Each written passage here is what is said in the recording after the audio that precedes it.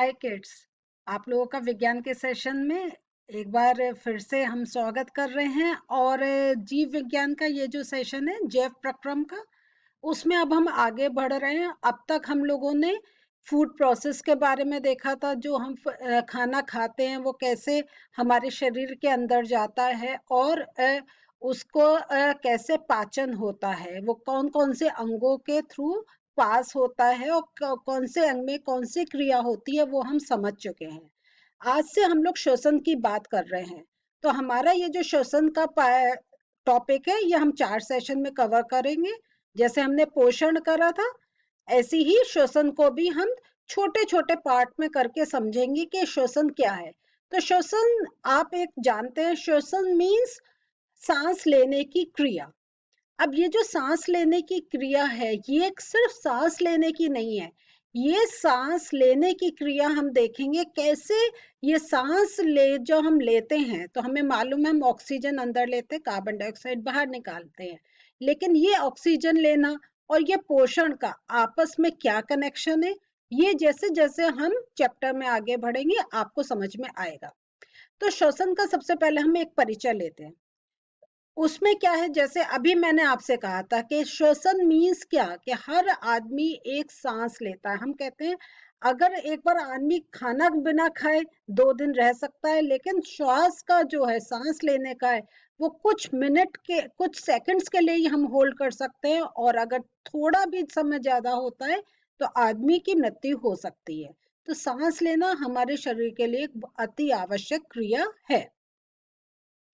और ये जो है, ये एक ऐसी प्रक्रिया है जिसमें प्राणी खाद्य अणुओं को ऑक्सीकृत करता है। ये एक इम्पोर्टेंट पॉइंट आया। तो यहाँ पे खाद्य अणु को ऑक्सीकृत करना मतलब क्या, ये अभी हमने अपने जो अभी सेशंस करे थे इस चैप्टर के, उसमें हमने देखा था कि जो हम खाना खाते हैं उसका ब्रेक डाउन होता है, और फिर जो हमारा जो पाचन होके जो हमारा एक खाना हमारे शरीर में रहता है, उसके साथ ऑक्सीजन की क्रिया होती है। तो ये जो हम लोग खाना खाते हैं, जो वो क्या वो जो हमारा पाचन के बाद जो हमारा खाना हमारे शरीर में आता है, उसकी ऑक्सीजन के साथ अभिक्रिया होती है। तो वो ही यहाँ पर हम आपको समझा रहे हैं कि जो प्राणी खाद्य अणुओं को ऑक्सीकृत करके कोशिकाओं के लिए ऊर्जा पैदा करता है। तो ये जो हमारा, जब ये जो खाया और जो हमने श्वास के साथ जो ऑक्सीजन ली, इनकी जब अभिक्रिया होती है उससे ही ऊर्जा उत्पन्न होती है। तो जब मैंने ये चैप्टर स्टार्ट करा था तब मैंने बताया था कि खाना खाने का मतलब ये नहीं है कि हम भूख लग रही है और अपने पेट में कुछ डाल रहे हैं।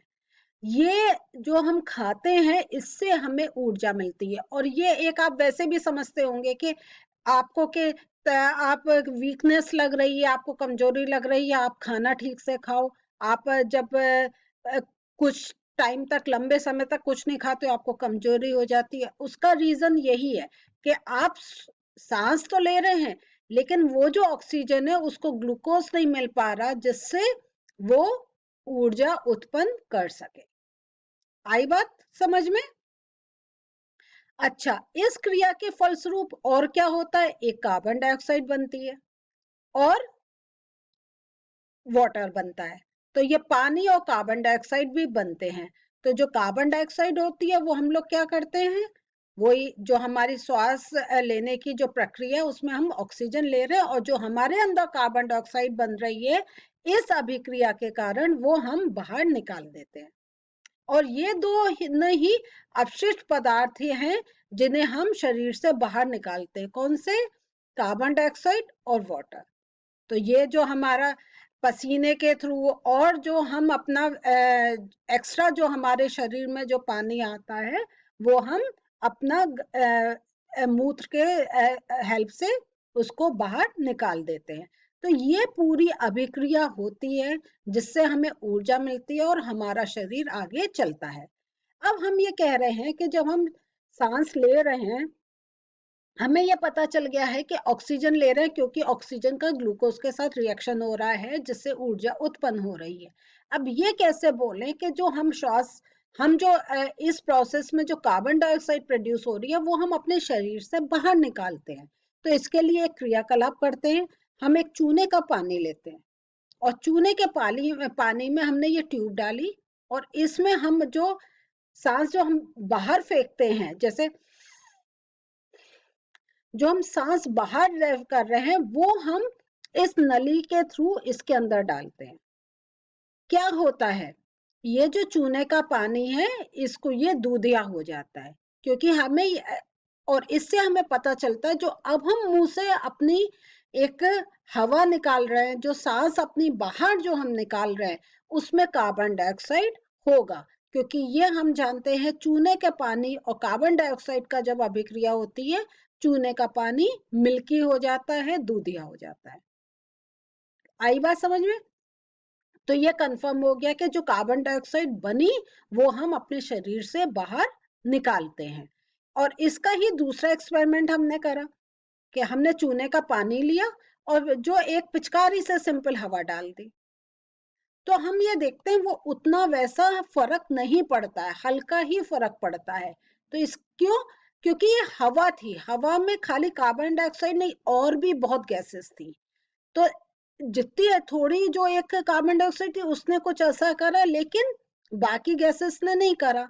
तो इसलिए यहाँ पे कार्बन डाइऑक्साइड का जो कंसंट्रेशन था वो कम था, लेकिन यहाँ पर बहुत ज्यादा था, क्योंकि हम श्वास से मेनली कार्बन डाइऑक्साइड बाहर निकाल रहे हैं, इसलिए यहाँ पे हमें फर्क देखने को मिलता है। तो ये चीज हमें पता चल गई कि हम ऑक्सीजन अंदर ले रहे हैं, कार्बन डाइऑक्साइड बाहर निकालते हैं श्वसन के प्रोसेस में। अब जो श्वसन है हमारा, ये जो है ये दो टाइप का होता है, एक सिंपल श्वसन, एक कोशिकीय श्वसन, सेलुलर रेस्पिरेशन, और एक सिंपल श्वसन। अब इन दोनों में क्या डिफरेंस है? श्वसन अगर हम कहें तो सिंपल एक ब्रीदिंग प्रोसेस आ गया, मींस सांस लेने की क्रिया, जिसमें हम क्या ले रहे हैं, हवा को अंदर ले रहे हैं और बाहर निकाल रहे हैं, ले रहे हैं बाहर निकाल रहे हैं। तो अगर हम खाली श्वसन कह रहे हैं तो इसका अर्थ होता है श्वास लेना तथा छोड़ना। और इसके जो हमारी ये जो क्रिया हो रही है इसके अंतर्गत क्या हो रहा है, गैसों का आदान प्रदान हो रहा है। गैसों का आदान प्रदान वही कि हम ऑक्सीजन अंदर ले रहे हैं और कार्बन डाइऑक्साइड बाहर निकाल रहे हैं। तो ये एक सिंपल, तो अगर हम ये कह रहे हैं श्वसन, तो उसमें भी हमें समझना पड़ेगा हम किसकी बात कर रहे हैं, सिंपल सांस लेने की या दूसरे टाइप की, वो क्या है। ये आ गया आपका कोशिकीय श्वसन, इसको हम इंग्लिश में कहते हैं रेस्पिरेशन। तो अगर इंग्लिश में हम देखें तो दो टर्म्स यूज होते हैं हमारे, ब्रीदिंग और रेस्पिरेशन। ब्रीदिंग सिंपल सांस लेना अंदर और बाहर, जो अभी हमने देखा। रेस्पिरेशन मीन्स क्या हुआ, कोशिकीय श्वसन मीन्स क्या हुआ, कि ये जब ऑक्सीजन की अभिक्रिया हमारी जो खाने के साथ हो रही है, जिसके फलस्वरूप ऊर्जा उत्पन्न हो रही है, यह होता है कोशिकीय श्वसन। तो और ये क्या है, एक कैटाबॉलिक क्रिया है जिसमें ऑक्सीजन की उपस्थिति या अनुपस्थिति में, दोनों ही अवस्थाओं में ये क्रिया संपन्न होती है। तो इसका क्या मतलब हुआ कि जो हमारा खाने का जो ब्रेकडाउन हो रहा है, जो ग्लूकोज का ब्रेकडाउन हो रहा है, या तो ऑक्सीजन की प्रेजेंस में हो रहा है, या ऑक्सीजन नहीं है उसकी कमी में, या बिल्कुल भी नहीं है तब भी उसका ब्रेकडाउन हो जाता है। लेकिन वो कैसे होता है, वो कितना हमारा फायदे वाला है, कितना नुकसान वाला है, ये सब हम चैप्टर में जैसे जैसे आगे बढ़ेंगे उसे समझेंगे। तो यहाँ पे चलिए एक पिक्चर से और समझ लेते हैं। ये हमारा जो प्रोसेस हो रहा है, ऑक्सीजन अंदर लेना, कार्बन डाइऑक्साइड बाहर निकालना, यह हमारा सिंपल श्वसन, ब्रीदिंग प्रोसेस। और ये देखिए, ये जो हमने अब ऑक्सीजन अंदर ली, ये ऑक्सीजन जब हमारे जो खाद्य पदार्थ है उसके साथ रिएक्शन करके कार्बन डाइऑक्साइड निकाल रही है, ये हो गया हमारा रेस्पिरेशन या कोशिकीय श्वसन। और ये जो कार्बन डाइऑक्साइड है ये हमारे इधर लंग्स में जाती है, और जब हम सांस बाहर छोड़ते हैं ये बाहर चली जाती है। तो आप देखिए क्या हुआ, अंदर गई। अभी ये ऑक्सीजन भी कैसे जा रही है इसको भी मैं अभी आगे चल के चैप्टर में समझाऊंगी, लेकिन अभी आप ये समझिए ऑक्सीजन गई अंदर उस ऑक्सीजन ने किसके साथ, हमारे जो खाद्य पदार्थ है उनके साथ अभिक्रिया करी, कार्बन डाइऑक्साइड निकाली, कार्बन डाइऑक्साइड वो हमारे लंग्स में गई और हमने उसको अपने श्वास के प्रोसेस से बाहर निकाल दिया। अब हम लोग देखते हैं खाद्य पदार्थों से ऊर्जा कैसे उत्पन्न होती है। तो हम जैसा अभी हम डिस्कस कर चुके हैं कि हमारा जो पोषण पर हम चर्चा कर चुके हैं कि खाना खाते हैं हम लोग और वो पाचन करके हमारे शरीर में इकट्ठा हो जाता है। तो कोशिकाएं जो होती हैं वो विभिन्न विधियों से खाद्य पदार्थों का उपयोग ऊर्जा प्रदान करने के लिए करती हैं। वो क्या क्या हैं? विविध जीव इससे भिन्न विधियों द्वारा करते हैं। तो ये जो हमारी ऊर्जा प्रोड्यूस करने का जो प्रोसेस है, हर जीव का अपना एक अलग प्रोसेस होता है। कुछ जीव क्या करते हैं, ऑक्सीजन का उपभोग ग्लूकोज को कार्बन डाइऑक्साइड तथा जल में विघटित करने के लिए करते हैं, जबकि अन्य जीव ऑक्सीजन का उपयोग नहीं करते। यही चीज अभी मैंने बताई थी कि ये जो हमारी अभिक्रिया हो रही है वो ऑक्सीजन की प्रेजेंस में भी होती है, ऑक्सीजन के एब्सेंस में भी होती है। तो मीन्स जो हमारा कोशिकीय श्वसन है वो हमारा कैसे होता है, इसको हम और अभी पढ़ेंगे। अब ये जो श्वसन की प्रक्रिया है ये 2 चरणों में संपन्न होती है। पहले चरण में क्या होता है, जो ग्लूकोज होता है, ये इसमें देखिए, इसमें ग्लूकोज में कार्बन के 6 हमारे परमाणु हैं। तो सबसे पहले जब इसका ब्रेकडाउन होता है ये पाइरूवेट और ऊर्जा में ब्रेकडाउन हो जाता है, जिसमें ये जो 6 उसके आपके परमाणु हैं ये 3 परमाणु कार्बन में टूट जाता है। और ये जो विघटन होता है ये होता है कोशिका द्रव्य साइटोप्लाज्म। तो हमारा सेल के अंदर जो प्रोसेस हो रहा है, जब हमारा कोशिका के अंदर जो हमारा खाना है उसके साथ ऑक्सीजन का रिएक्शन हो रहा है, तो सबसे पहले जो हो रहा है, जो हमारा ग्लूकोज है वो कैसे टूट रहा है। अब हमने ये पढ़ लिया कि ग्लूकोज वो टूटता है, कार्बन डाइऑक्साइड बनता है, वाटर बनता है और एनर्जी प्रोड्यूस होती है। अब वो कैसे विघटन हो रहा है वो अब हम समझ रहे हैं।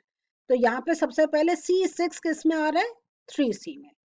इसके बाद दूसरे चरण में क्या होता है, ये जो हमारा पाइरूवेट अम्ल बना था का विघटन कार्बन डाइऑक्साइड तथा इथेनॉल या लैक्टिक अम्ल में हो जाता है, जो वायु की अनुपस्थिति में होता है। इसके बाद का जो ब्रेकडाउन है वो उसमें वायु की उपस्थिति नहीं रहती है। और ये कब होता है, जब वायु की अनुपस्थिति में हो रहा है तब क्या होता है, ये किण्वन का फर्मेंटेशन का प्रोसेस होता है, जिसमें तभी हम क्या देखते हैं कि यीस्ट जब खमीर उठाते हैं तो बबल्स दिखाई देते हैं। वो क्यों दिखाई देते हैं, क्योंकि वो भी एक फूड है, उसका भी ऑक्सीजन के साथ रिएक्शन हो रहा है। तो फूड ऑक्सीजन के साथ रिएक्शन हो रहा है, लेकिन हम क्या करते हैं, उसको ढककर रखते हैं तो थोड़ी ऑक्सीजन रहती है लेकिन उतनी मात्रा में नहीं रहती है। तो ऑक्सीजन की एब्सेंस में जब उसका विघटन होता है तो कार्बन डाइऑक्साइड प्रोड्यूस होती है, जो बबल्स के फॉर्म में बाहर निकलती है। तो ये प्रोसेस आ जाता है हमारा किण्वन। तो किण्वन जो है फर्मेंटेशन प्रोसेस भी एक टाइप से अगर हम कहें तो ये थोड़ा रेस्पिरेशन से ही रिलेटेड है। अब ये जो पाइरूवेट का विघटन होता है ये ऊष्माक्षेपी होता है और इसमें क्या होता है, ऊर्जा निकलती है और इससे जो प्राप्त ऊर्जा होती है वो ATP form, adenosine triphosphate, ATP का फुल फॉर्म है एडिनोसिन ट्राइफॉस्फेट, ये इसके रूप में एक सुरक्षित हो जाती है और जब जरूरत होती है तब उसको आवश्यकता अनुसार उसे छोड़ा जाता है। तो जो ऊर्जा अब है, अब देखिए यही हम धीरे धीरे करके अपना लेवल इंक्रीज कर रहे हैं। अभी तक हमने पढ़ा ऊर्जा, लेकिन ऊर्जा भी किस फॉर्म में हमारे बॉडी में रहती है, वो एटीपी फॉर्म में रहती है, एडिनोसिन ट्राइफॉस्फेट में। और ये जो सारी अभिक्रिया हो रही है ये होती है माइटोकॉन्ड्रिया में। तो हमारे सेल में आपने सेल स्ट्रक्चर पढ़ा हुआ है, जिसमें न्यूक्लियस होता है, गोल्जी बॉडीज होते हैं, ऐसे आपने उसके डिफरेंट साइटोप्लाज्म से भरा हुआ होता है, ऐसे उसने आपने डिफरेंट उसके पार्ट्स पढ़े हैं। उसका एक जो हमारा सेल है, कोशिका है, उसका एक पार्ट होता है ये माइटोकॉन्ड्रिया। और जितना कुछ ये प्रोसेस चल रहा है, जो हमारा खाद्य पदार्थ का ऑक्सीजन के साथ जो ये सब हो रहा है, और जो अब जो ऊर्जा एटीपी फॉर्म में उत्पन्न हो रही है, ये सारा माइटोकॉन्ड्रिया में हो रहा है। तो इसलिए हम इसको power house of the cell भी कहते हैं, कोशिका का ऊर्जा घर भी कहते हैं, क्योंकि सारी ऊर्जा यहीं पर बन रही है। तो आपसे ये प्रश्न भी पूछा जा सकता है, जब आपका स्मॉल आंसर्स में आता है, कम शब्दों में देना होता है आपको कोई आंसर, कि हमारे शरीर का ऊर्जा घर का नाम लिखिए, या which part of the cell is known as the power house of the cell. तो आपसे ऐसे तो एक सिंपल आपको नाम याद रखना है, माइटोकॉन्ड्रिया, और माइटोकॉन्ड्रिया का ऐसा कुछ स्ट्रक्चर होता है। तो आज हम लोगों ने क्या सीखा? आज हम लोगों ने पढ़ा कि श्वसन की जानकारी ली, श्वसन क्या है, कैसे ये अलग अलग टाइप का हमने आज समझा कि एक कोशिका में श्वसन होता है, एक सिंपल सांस लेना होता है। अब तक हमारे था कि अगर हम कह रहे हैं श्वसन मीन्स हम लोग जो सांस अंदर बाहर ले रहे हैं, लेकिन आज हमें पता चला श्वसन का और भी डीप मतलब है, और कैसे जो हम खाना खा रहे हैं और जो हम सांस ले रहे हैं, इन दो का जब आपस में अभिक्रिया हो रही है, उससे ही जो ऊर्जा उत्पन्न हो रही है, वही ऊर्जा हम अपनी दिनचर्या में यूज कर रहे हैं। तो इस चैप्टर को आगे बढ़ाते हुए अगले सेशन में फिर से मिलते हैं, और आगे और समझते हैं श्वसन के बारे में। बाय।